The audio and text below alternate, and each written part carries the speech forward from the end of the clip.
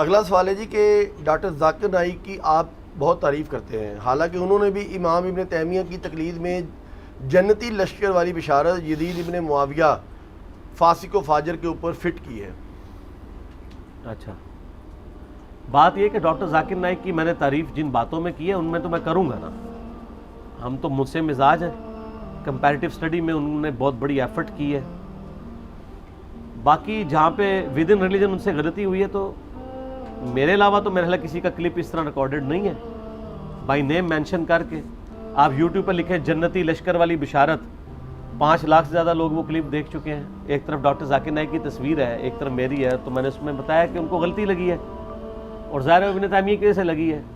Constantine والی جو بشارت فٹ کر دی تھی تو میں نے اس میں بتایا کہ یار وہ صحیح بخاری میں حدیث ہے، میری امت کا پہلا گروہ جو کیسر روم کے شہر پہ حملہ کرے گا۔ قسطنطنیہ تو اس میں موجود ہی نہیں، اور کیسر روم کا شہر تو حمص تھا شام میں،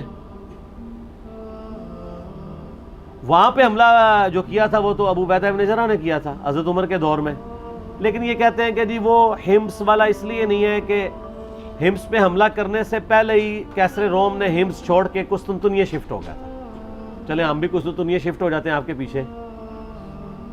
تو قسطنطنیہ پہ جو پہلا حملہ ہوا ہے اب وہ یزید ابن معاویہ نے نہیں کیا، وہ تو حضرت عثمان غنی رضی اللہ عنہ کے دور میں ہو گیا تھا۔ اس وقت یزید کی عمر 6 سال تھی، وہ تو شامل ہی نہیں تھا اس کے اندر۔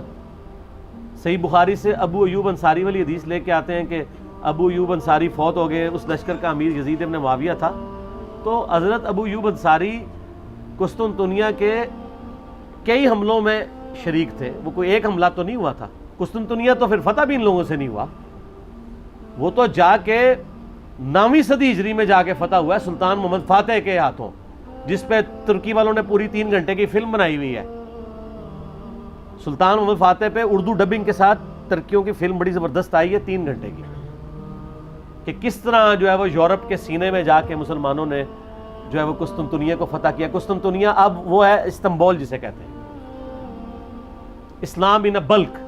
اسلام آباد کو اگر آپ ٹرکی میں ٹرانسلیٹ کریں استنبول بنتا ہے، تو مسلمانوں نے اس کا نام پھر استنبول رکھ دیا تھا قسطنطنیہ کا۔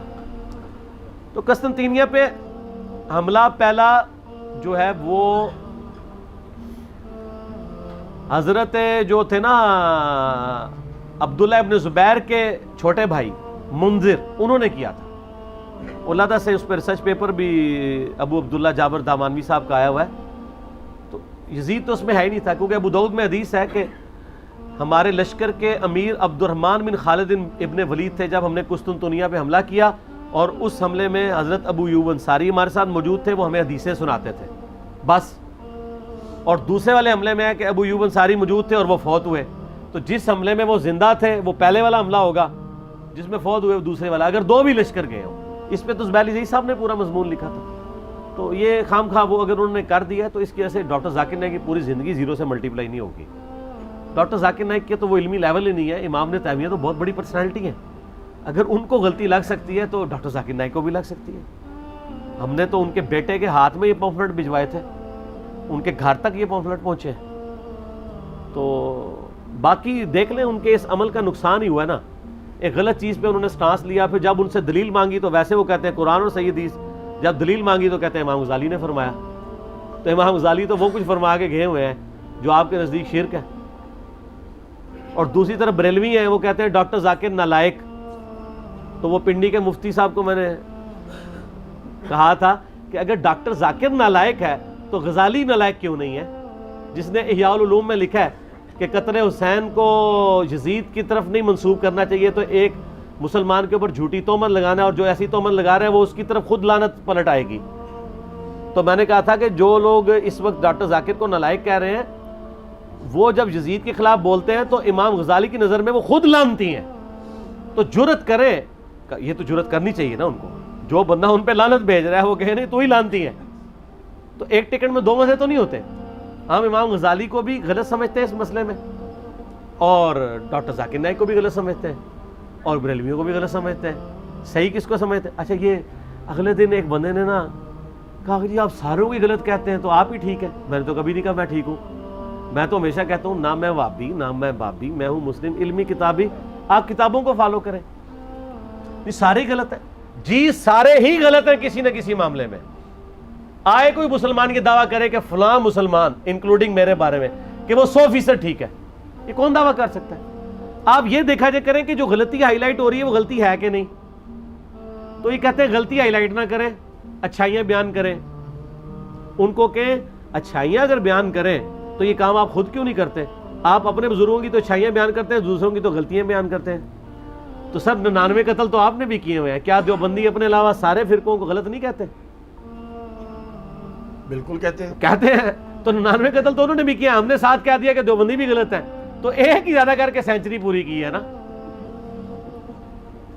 مدعا سارا ہمارے اوپر پڑ گیا، ہم تو پھر بھی اولو العلم قائما بالقسط ہے، انصاف پہ قائم ہے کہ نہیں دیوبندی بھی اس معاملے میں غلط ہے.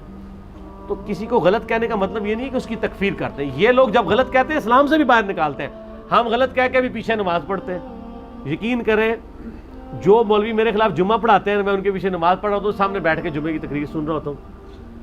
کتنے مولوی ہیں کہ میں مسجد میں انٹر ہوں، وہ اپنا موضوع چھوڑ کے میرے اوپر شروع ہو جاتے ہیں. حالانکہ میں یعنی اپنی فیملی کے ساتھ جمعہ پڑھنے میں بھی گیا ہوتا ہوں. تو پھر بعد میں میری بیوی مجھے کہہ رہی ہوتی ہے ہاں پتر سنا، تو ٹھیک ہے جی غصہ اتار لیے، کیا ہوا، بات کر لی اس نے، دفن ہو گئی، آج دنیا کو پتہ بھی نہیں ہے، ختم. کیا فرق پڑتا ہے یار؟ مسند ابی یعلا میں موجود ہے کہ مروان بن حکم ممبر پہ مولا علی پہ لعنت کر رہا ہوتا تھا اور حسن و حسین نیچے بیٹھ کے خطبہ سنتے تھے. اللہ اکبر اللہ. تو سر ہم تو ان کے ماننے والے ہیں، ہم پہ نام لے کے تو کوئی لعنت نہیں کر رہا نا. تو میں ان کو کہتا ہوں کہ آپ جمعے میرے خلاف پڑھانے کے بجائے کہ مجھے نام لے کے بھی لعنت کرو نا، تب بھی میں آپ کے پیچھے نمازیں پڑھوں گا. یہی ہماری سچائی کی دلیل ہے کہ ہم شریعت کو کہیں پہ کراس اس کی باؤنڈری نہیں کرتے. نمازیں انہی کے پیچھے پڑھنی ہے کیونکہ ہمیں حکم ہے خلیفہ راشد عثمان ابن عفان کا، صحیح بخاری 695، کہ نیکی کے کاموں میں باغیوں کا ساتھ دو، نماز مسجد نبوی میں باغیوں کے پیچھے پڑھو، برائی میں ان سے الگ رہو. حالانکہ حضرت عثمان کہہ سکتے تھے کہ تم غلط لوگوں کو سپورٹ کر رہے ہو، نمازیں ان کے پیچھے نہ پڑھو، لیکن ان کو پتہ تھا ان نیکی کے کاموں میں تو آپ نہیں، تو ہم بھی نیکی کے کاموں میں ساتھ دیتے ہیں سر، اب بھی دیتے ہیں، آندہ بھی دیں گے انشاءاللہ تعالی، کوئی مسئلہ نہیں. ٹھیک ہو گیا.